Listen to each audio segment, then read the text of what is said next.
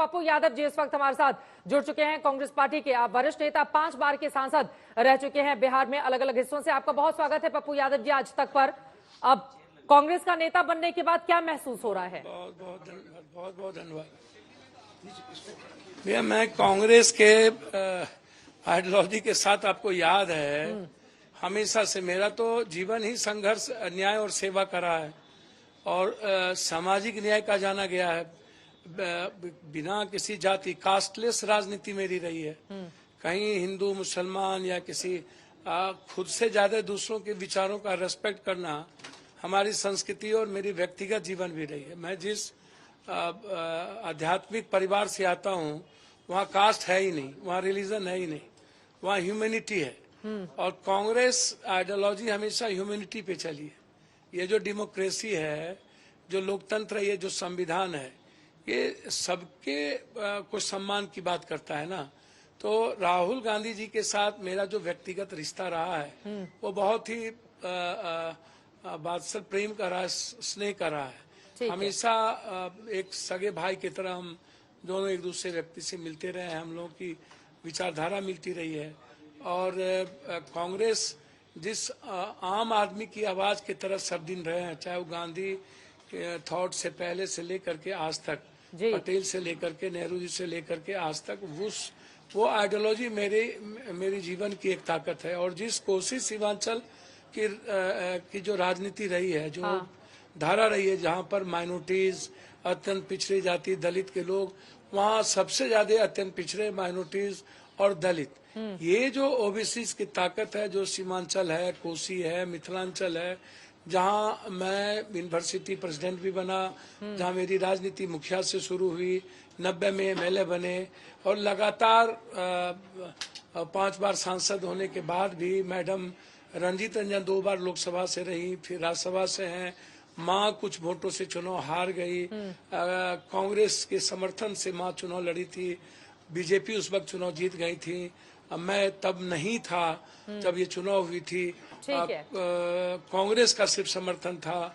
मात्र 32,000 से हमारी माँ चुनाव हारी थी, बीजेपी चुनाव जीती थी। आप बड़ा नाम है बिहार का, आपके राजनीतिक पृष्ठभूमि से आमतौर पर जो जनता है वो परिचित ही है। मेरा पप्पू यादव जी आपसे ये सवाल है, आपने सीमांचल, मिथिलांचल, कोसी का जिक्र किया, सिर्फ एक किशनगंज की अगर सीट छोड़ दें तो पिछली बार हर जगह सुपड़ा साफ हो गया था महागठबंधन का। इस बार क्या है प्लान आपका, जिससे लग रहा है कि आप एनडीए को हरा देंगे बिहार में? देखिए एक बात मैं आपको बताऊं, भाषा की भी कोई मर्यादा, सुपड़ा जो है साफ वाली बातें, एक बात आप समझने का प्रयास करिए। मैं हमेशा कभी कभी जब आप लोग यह कहते हैं कि राहुल गांधी परेशान हैं, पीएम, जब बीजेपी यह बात कहती है तो मुझे उन पर हंसी आती है। जिस व्यक्ति ने मनमोहन सिंह जी के सेकेंड पारी में ही पीएम पद को जैसी चीजों को, जिन्होंने पूरे परिवार ने जिसने छोड़ा, पहले सोनिया जी को कहा गया, उन्होंने ना कि राहुल गांधी जी ने उसको स्वीकार नहीं किया, बोला मेरे लिए संघर्ष पहली प्राथमिकता है।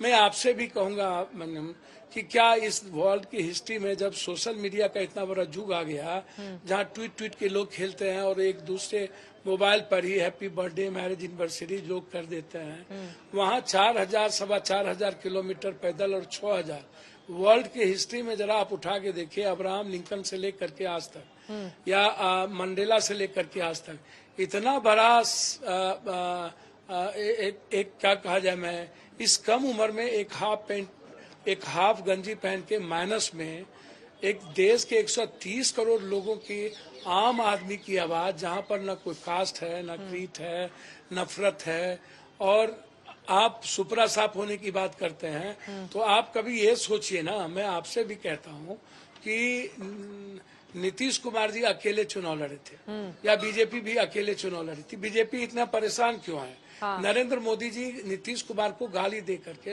यदि बहुत बड़ी हिम्मत है नरेंद्र मोदी जी को, तो संजय निषाद को, जो सबसे बड़ा दुश्मन हुआ, प्रजापति ने क्या नहीं गाली दिया, हार्दिक पटेल ने क्या नहीं कहा अमित शाह नरेंद्र मोदी जी को, अब प्रजापति ने तो इतनी गालियां दी नरेंद्र मोदी जी को व्यक्तिगत जीवन में, उतना कोई दे नहीं सकता है। उसको आप स्वीकार कर लिए मंत्रिमंडल में। और जिस कर्पूरी ठाकुर जी को आप लोगों ने जनसंघ ने खत्म कर दी थी और नारा देता था ये आरक्षण कहाँ से आई, कर्पूरी की माँ भी आई, ये वो नारा, वो गंदी नारा याद कीजिए, वो शब्द। तो और अभी कितने तो बड़े बुरे भारत करते रत्न थे, भी दे आप दिया उसका ना भी कर्पूरी इस्तेमाल कर ठाकुर जी लिए। को। तो बीजेपी न में आपको दावा करती है। पप्पू यादव जी, सुपड़ा साफ करना राजनीति में उस समय इस्तेमाल किया जाता है जब राजनीतिक अस्तित्व पर खतरा बन रहा है। हम लोगों ने इसी लफ्जों का इस्तेमाल 2014 में जब नीतीश कुमार की पार्टी को 2 सीटें मिली थी बिहार में, उस समय भी बोला था। पप्पू यादव जी, इसको दिल पर लेने की जरूरत नहीं है। अब मैं अगला सवाल बहन, मैं एक बात बता दूं,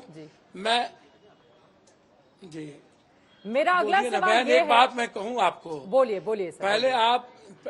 पहले मेरी एक बात सुन लीजिए ना। पहले नरेंद्र भाई मोदी जी, यदि 56 इंच की सीना बहुत मजबूत है ना, उनको कहिए कि देश के विकास पर और 10 साल में जो उन्होंने किया उसी लाइन पर लड़े। आज वो लगातार रामविलास पासवान की पार्टी को उन्होंने तोड़ा, अंबेडकर और रामविलास जी की मूर्ति को पैर से रौंदा और उसके बेटे को घर से निकाल दिया। इस तो यूज एंड थ्रो सहनी की पार्टी को साथ लाया और उसके चारों विधायक को पैसे से तोड़ लिया। आज ही मैंने इंटरव्यू किया, चिराग पासवान कह रहे हैं मेरी बात तो सर सुनिए ना, मेरी बात। हाँ। सर मैडम मेरी बात तो सुन लीजिए। चिराग जी क्या कह रहे हैं? हाँ। चिराग जी की वो भी बात याद करिए जब उनको घर से निकाला गया था और पार्टी तोड़ी गई थी, और चिराग जी को एक मोहरा बनाया गया था नीतीश कुमार जी को फिनिश करने के लिए, और नीतीश कुमार जी को फिनिश करने तो 24 के बाद पता चलेगा कि कौन फिनिश हुए कौन फिनिश नहीं हुए। हाँ। लेकिन मेरा सवाल जो दिखता है, मैं वो कह रहा हूँ कि आप इस बात को समझिए कि नरेंद्र मोदी जी को न तो राम पर आस्था रहा, जब चारों शंकराचार्य ने विरोध कर दिया तरीके की संस्कृति का, हमारी सनातनी सभ्यता का, तब ये आपका क्या प्लान है? मैं ठीक है उतना डिटेल में जाएंगे तो वक्त फिर महत्वपूर्ण सवाल रह जाएंगे पप्पू यादव जी। लेकिन एक चीज के लिए आपकी तारीफ करनी होगी। देखिए, मौजूदा वक्त में जब कांग्रेस पार्टी के दिग्गज नेताओं ने चुनाव लड़ने से इनकार कर दिया, जिनमें हालांकि सोनिया गांधी उम्र की वजह से नहीं लड़नी है, मल्लिकार्जुन खड़गे जगह जगह जाएंगे इस वजह से नहीं लड़ रहे हैं, अशोक गहलोत ने मना कर दिया, दिग्विजय सिंह, कमलनाथ, जितेंद्र सिंह, सचिन पायलट, नवजोत सिंह सिद्धू, मेरे पास पूरी लंबी फहरिस्त है। लेकिन आपने दम ठोक कर कहा है कि आप पूर्णिया से चुनाव लड़ेंगे पप्पू यादव जी। इसके लिए तो आप बधाई के पात्र हैं ना, कि जब दिग्गज कांग्रेसी मना कर रहे हैं उस समय पप्पू यादव जी। जी बोलिए। मैं एक बात बहन बोलूं? बोलिए बोलिए।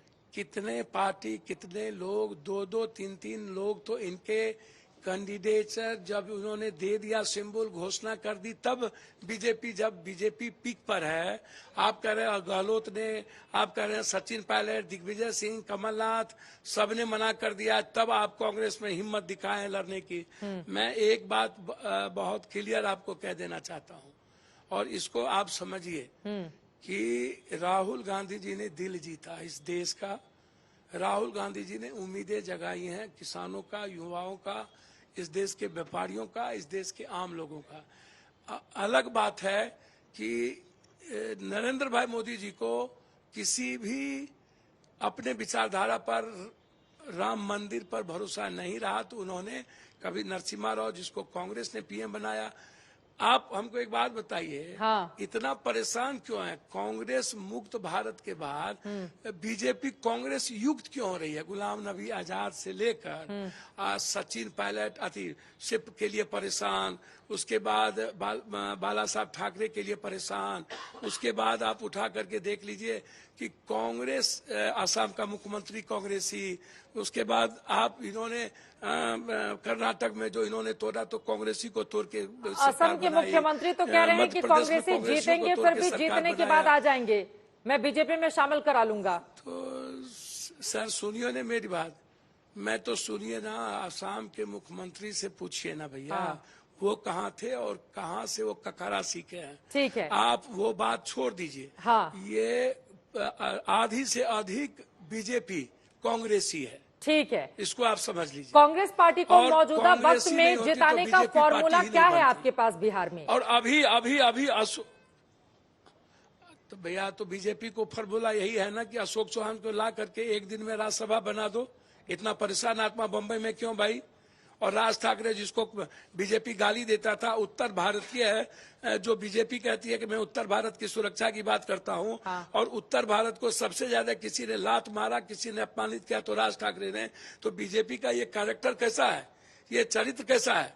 ये उत्तर भारत के हिंदी पट्टी के खिलाफ, एक तो वो ओबीसी के खिलाफ है, वो एक तो वो दलित के खिलाफ है, आरक्षण के खिलाफ है। उन्होंने, नरेंद्र मोदी ने ही कहा था कि जाति जनगणना, नीतीश कुमार जाति का जहर पैदा कर रहे हैं। आरक्षण के खिलाफ ये लोग कोर्ट में गए। आरक्षण, राहुल गांधी जी ओबीसी की बात करते हैं, जाति जनगणना की बात करते हैं, आरक्षण की बात करते हैं, ये आरक्षण को खत्म करने की बात करते हैं। अमित शाह जी कहते हैं कि सबसे बड़े ओबीसी तो नरेंद्र मोदी हैं, वो आप लोगों को नजर क्यों नहीं आते हैं? सबसे बड़े ओबीसी तो प्रधानमंत्री मुझको तो समझ में नहीं आता है कि नरेंद्र मोदी जी कहां से ओबीसी हो गए। हमको समझ में, वो हम इस पर नहीं टिप्पणी करेंगे। ठीक है, वो पहले जिताने का फॉर्मूला क्या होगा बिहार का? आप अपनी रणनीति नहीं बता रहे हैं पप्पू यादव जी। हाँ, जिताने का फॉर्मूला क्या होगा बिहार का? रणनीति की क्या बात है, तय करना। भैया लालू यादव हम लोग के पास एक ऐसे कदावर व्यक्ति है। लालू यादव एक ऐसे आवाज है समाज के पिछड़ों के, और कांग्रेस की जो इतनी बड़ी आइडियोलॉजी है, जिस पर ट्रस्ट है पूरे देश का, बिहार का माइनॉरिटीज की जो आइडेंटिटी है, उसकी जो आइडियोलॉजी है, या कमजोर तबके की जो आइडेंटिटी है, उसको सेव के लिए आज एक ही ट्रस्ट है, राहुल गांधी, कांग्रेस और लालू यादव जी। लालू प्रसाद यादव जी से आपकी मुलाकात हुई बिहार में? लालू यादव, क्या बात हुई, किस सीट को लेकर बात हुई? भैया लालू यादव जी जब भी बीमार रहे हैं, संकट में रहे हैं, तो मैं लालू यादव जी के साथ हमेशा रहा हूं। वो मेरे हमेशा दिल में रहे हैं, वो कभी उनके दिल से मैं बाहर नहीं गया। और मैं चाहता हूं कि तेजस्वी जी मजबूती के साथ 25 में आगे बढ़े। पूरी कांग्रेस और तेजस्वी जी हम लोग मिल करके बीजेपी को रोकेंगे। खास तौर पर जो कोसी सीमांचल मिथिलांचल का इलाका है, हमारा प्रयास होगा, मैं झूठ फूस तो नहीं बोलूंगा, लेकिन मेरा प्रयास होगा, मैं नरेंद्र मोदी जी की तरह 400 पार, क्योंकि इनको पता है ईवीएम, इनको पता है ईडी, इनको पता है सीबीआई, इनको पता है पूंजीपति, इनको पता है डेली जो दिखता है बिकता है, ये मार्केटिंग। आप जैसा एंकर जिस पार्टी का पर्सनल एंकर हो जाए, मैडम हमारी तो बहन है। क्या तो पप्पू यादव जी वो बहन भी बोल रहे हैं और फिर टैगलाइन भी दे रहे हैं, ये तो मतलब गजब हो गया ना पप्पू यादव जी। सवाल पूछ लो तो फिर आप लोग तुरंत टैग देने के लिए आ जाते हैं सर्टिफिकेट लेकर। मैं पूछ रही हूँ आप जीतेंगे कैसे भैया, ये बता दीजिए। मैं तो फॉर्मूला पूछ रही हूँ, आप बेवजह इल्जाम लगा रहे हैं। चले ठीक है। अच्छा, मेरी जीतने की चिंता, हाँ। मेरी जीतने की चिंता पूर्णिया कोसी सीमांचल की जनता को रहने दीजिए ना। हाँ। जनता न हराती न पाती है। अरे जनता की ही हम आवाज हैं, उन्हीं की आवाज है जो सवाल पूछते हैं। हम जनता की ही आवाज है। जनता की आवाज, चित्रा जी जनता की आवाज, टीवी और चित्रा जी हो ही नहीं सकता। टीवी के मालिक की आवाज है आप लोग, जनता की आवाज कभी हो ही नहीं सकते। पप्पू यादव मालिक की आवाज होते हैं।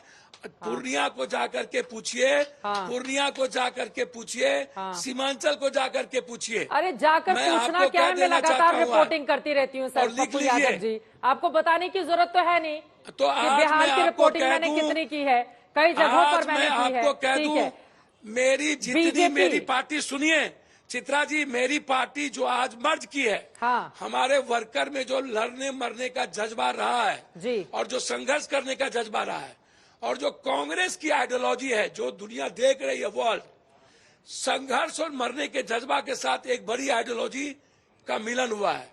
और मैं आपको ये चैलेंज के साथ आज कह रहा हूं जी, मैं बहुत बड़ी बात नहीं कहूंगा, लेकिन मेरी जितनी क्षमता है, मैं कोसी सीमांचल और मिथिलांचल में बीजेपी को रोकने का अंतिम क्षण तक प्रयास करूंगा। ठीक है। मैं एक आदमी हूं राहुल गांधी जी के बाद, यदि कोई नहीं डरता है इस दुनिया में किसी से, तो वो पप्पू यादव है। सारे कांग्रेसियों को आपने पीछे छोड़ दिया आते ही लिख कि राहुल गांधी के बाद अब मेरा ही नंबर है। पप्पू यादव जी, आखिरी सवाल, अखिलेश प्रसाद सिंह कांग्रेस पार्टी के प्रदेश अध्यक्ष बिहार के, वो आपके साथ मंच पर शामिल नहीं थे और माना जा रहा है कि वो नाराज हैं, उनको बताया ही नहीं गया कि पप्पू यादव आ रहे हैं कांग्रेस में। पारिवारिक रिलेशन है, पूरे मन से दिल से कबूल नहीं है क्या कांग्रेस में? अखिलेश जी मेरे पारिवारिक मित्र हैं। हाँ, बात हुई है सर, 2 बार हम सांसद और एमएलए रह चुके हैं, तब अखिलेश जी राजनीति में आए। हम 2 बार सांसद रह गए तब। अखिलेश जी का मैं पारिवारिक रिलेशन है, मैं उनका व्यक्तिगत सम्मान करता हूँ, मंच से हमेशा क्यों करूंगा। गायब थे आज? लालू यादव और तेजस्वी यादव जी भैया तो वो उनसे पूछिएगा ना। मैं तो, मेरा ट्रस्ट राहुल गांधी है। मेरे लिए जो ग्रेसिंग और जो ब्लेसिंग हमको प्रियंका जी से मिला, जो हिम्मत, मैं इनफ हूं। मैं किसी का प्रवक्ता नहीं हूं, मैं उनका व्यक्तिगत सम्मान करता हूं। कांग्रेस जो दायित्व देगा उस कर्तव्यों का पालन करूंगा और मजबूती के साथ ओबीसी, सामाजिक न्याय और आम आदमी की राजनीति में गिलहरी की तरह एक पत्थर काम कर सकता हूं तो मैं करूंगा।